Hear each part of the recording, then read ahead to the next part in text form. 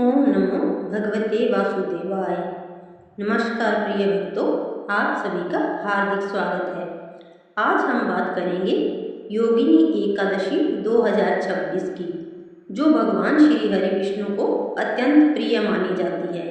शास्त्रों में कहा गया है कि इस एकादशी का व्रत करने से मनुष्य के बड़े से बड़े भी पाप नष्ट हो जाते हैं और जीवन में सुख समृद्धि तथा भगवान की कृपा प्राप्त होती है। दोस्तों, हर वर्ष यह प्रश्न रहता है कि योगिनी एकादशी किस दिन मनाई जाए। इस वर्ष भी कई लोगों के मन में यही संशय है कि 10 जुलाई को व्रत रखा जाए या 11 जुलाई को। इसलिए इस वीडियो में हम जानेंगे सही तिथि, शुभ मुहूर्त, व्रत की विधि, पारण का समय, व्रत का महत्व और इसके पीछे की अद्भुत पौराणिक कथा। सबसे पहले बात करते हैं योगिनी एकादशी 2026 की सही तिथि की।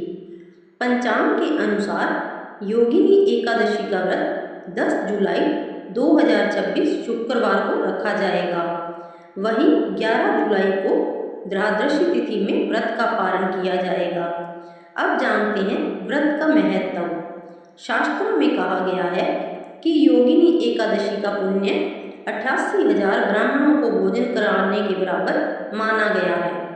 इस दिन जो श्रद्धापूर्वक भगवान विष्णु का पूजन करता है, उसके जीवन के दुख दूर होते हैं, रोगों का नाश होता है और घर में सुख समृद्धि का वास होता है।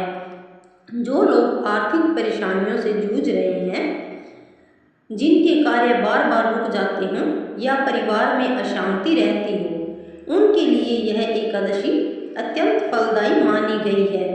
अब जानते हैं इस दिन क्या करना चाहिए।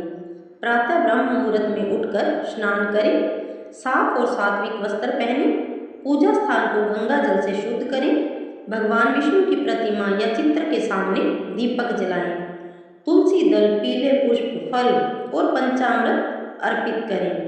इसके बाद ओम नमो भगवते वासुदेवाय मंत्र का कम से कम 108 बार जप करें। यदि संभव हो तो दिन भर फलाहार करें और रात्रि में भगवान के भजन, कीर्तन तथा विष्णु सहस्त्र नाम का पाठ करें। इस दिन क्रोध, झूठ, निंदा और तामसिक भोजन से दूर रहना चाहिए। अब आइए जानते हैं इस एकादशी की अद्भुत कथा। बहुत समय पहले अलकापुरी नामक दिव्य नगरी में धन के देवता कुबेर का राज्य था। कुबेर भगवान शिव के परम भक्त थे। प्रतिदिन भगवान शिव की पूजा के लिए वे मानसरोवर से ताजे और सुगंधित फूल मंगवाते थे। इन फूलों को लाने का कार्य हेममाली नामक का एक यज्ञ करता था। हेममाली अपनी पत्नी विलाक्षी से अत्यंत प्रेम करता था। एक दिन वह पत्नी के प्रेम में इतना खो गया कि भगवान शिव की पूजा के लिए समय पर फूल नहीं पहुंचा सका। भगवान शिव की पूजा में विलंब हुआ तो कुबेर अत्यंत क्रोधित हो गया। उन्होंने तुरंत हेममाली को बुलवाया। जब हेममाली उसके सामने पहुंचा तब कुबेर ने कहा, तुमने भगवान शिव की सेवा में लापरवाही की है। यह केवल मेरी नहीं, स्वयं महादेव की अवमानना है। क्रोधित होकर कुबेर ने हेममाली को श्राप दिया। वह अपने दिव्य शरीर से वंचित होकर पृथ्वी पर कोढ़ से पीड़ित जीवन बिताएगा। श्राप मिलते ही हेममाली का सुंदर शरीर नष्ट हो गया। वह रोगों से ग्रस्त होकर जंगल जंगल भटकने लगा। उसका जीवन अत्यंत कष्टमय हो गया। न कोई अपना था, न रहने का स्थान और न ही भोजन की व्यवस्था।